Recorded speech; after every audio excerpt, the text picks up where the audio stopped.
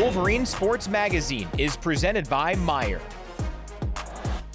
Hi, everybody, and welcome once again. It is rivalry weekend on the hardwood. We start with the men, home Saturday, 8 o'clock, right here at Chrysler, when they take on Michigan State on Fox TV.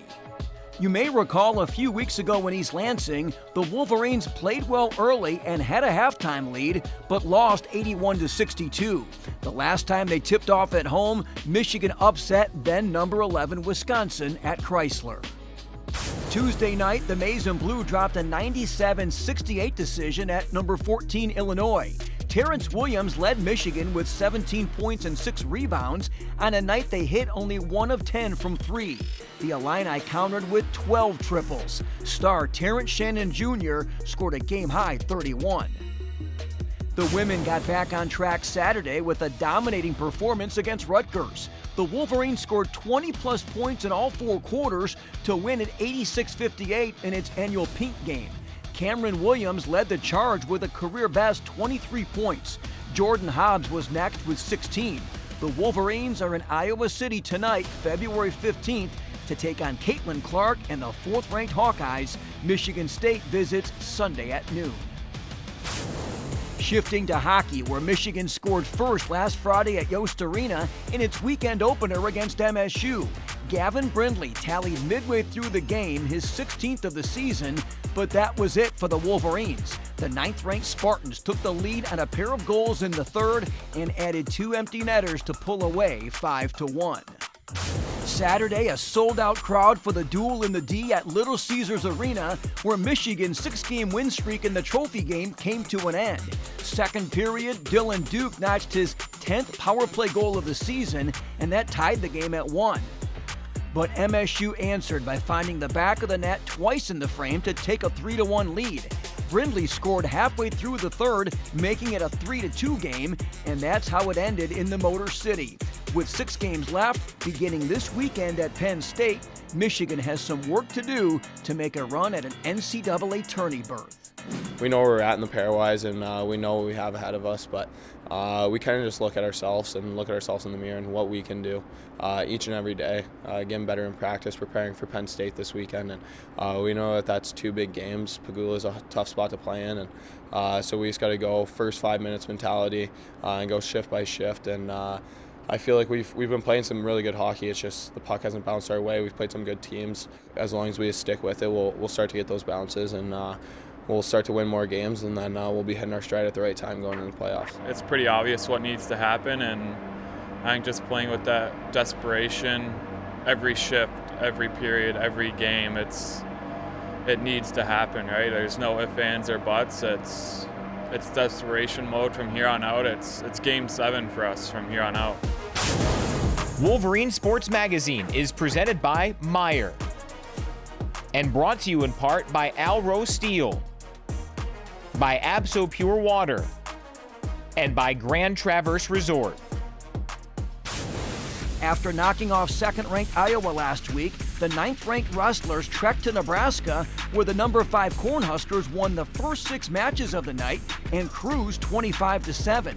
Michigan winners were Shane Griffith at 174 and Lucas Davison at heavyweight.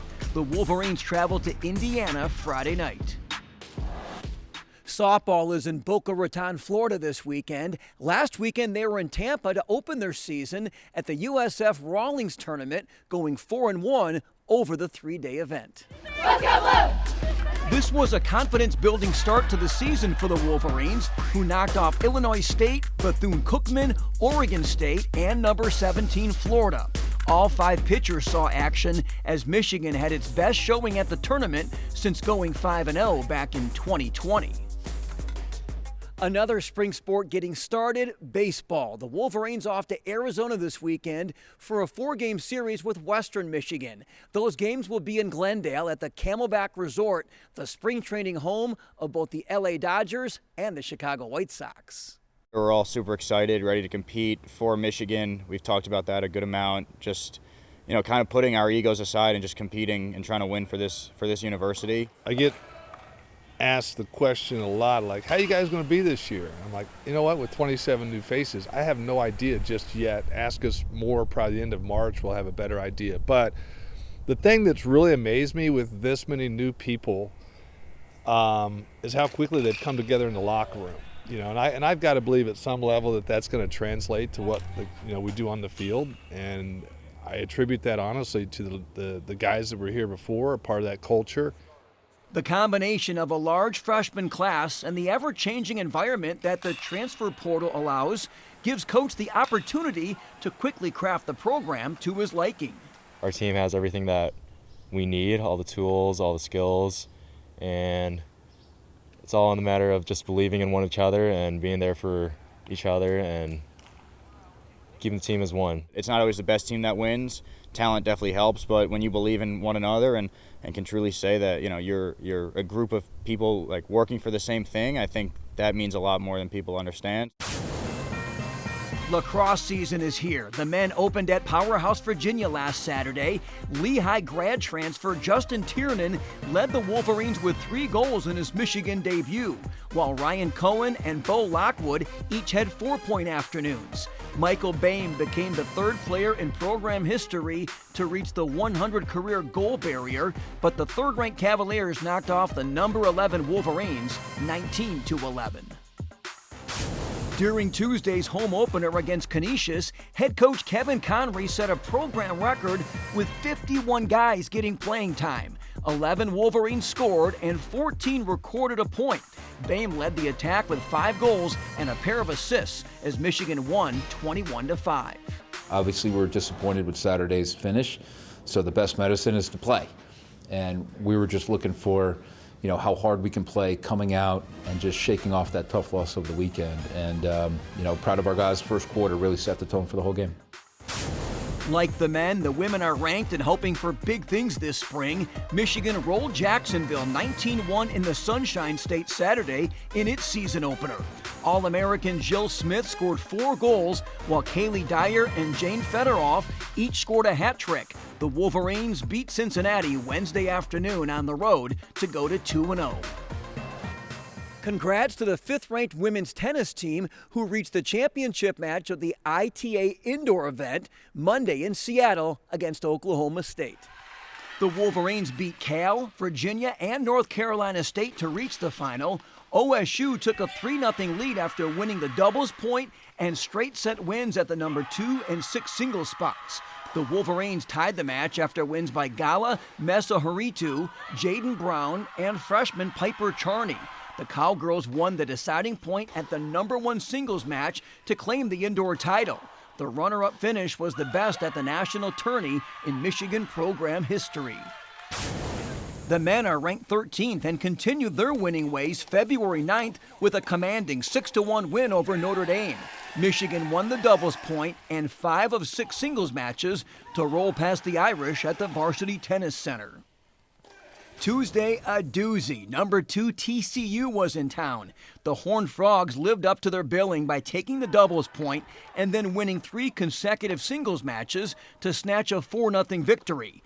Michigan's next home match will be St. Patty's Day against Ohio State, currently ranked number 1. The 11th-ranked women's gymnastics squad scored a road win Saturday against number 16 Minnesota. Sierra Brooks won the all-around and had a share of the vault and balance beam titles, while Carly Bauman won a share of the uneven bars. Naomi Morrison shared first on the vault, and Gabby Wilson tied for first on the beam. Michigan takes on Rutgers Friday night in Toledo.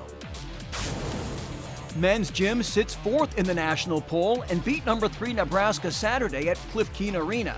2022 NCAA all-around champ Paul Judah was simply on fire, setting a new career high in the all-around and capturing event titles on the floor exercise, pommel horse, vault, parallel bars, and the high bar. I still have some stuff left on the table. I didn't perform to my complete ability, which is great. We chase perfection, but we never reach it. So today was just a really good stepping stone for me, and I'm so proud of the boys today. I haven't gotten a career floor stick in a really long time. So I'm really happy to finish my dismount there. The vault, of course, we have a standing joke that 15 record is it should have been broken a while back, so to break that today and then to finish it off on high bar, anchor spot in front of a home crowd erupts. I mean, that's what we live for. That's the feeling I'm going to chase all week for the rest of the season. Michigan hosts Springfield College and Arizona State Saturday at 1 o'clock. Golf, the men finished 4th of 16 teams at their season opening event in Puerto Rico.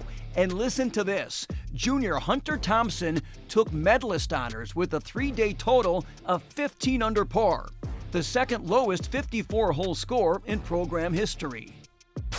The women opened at the Texas Tech event in the Bahamas and had a rough final day to end up 10th of 11 schools. Senior Monet Chun shot 1 under, part of a 4-way tie for second, 1 stroke behind the medalist. If you close your eyes, you can almost feel the warmth of golf season getting underway. And don't forget, a big weekend here at Chrysler. The men Saturday at 8 o'clock and the women Sunday at noon as both Wolverine teams take on arch rival Michigan State. We'll see you next time right here on Wolverine Sports Magazine.